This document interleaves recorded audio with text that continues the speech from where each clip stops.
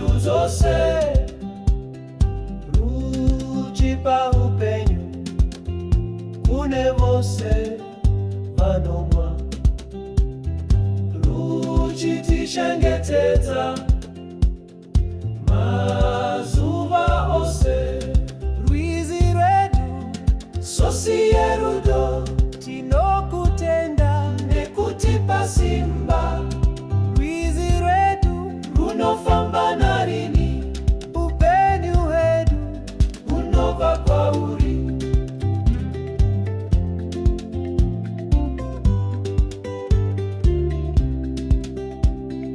Hove ziri kutamba mumvura, miti iri kukura pamahombekombe. Nguva ino haina kupera, mufaro wedu hauzopere.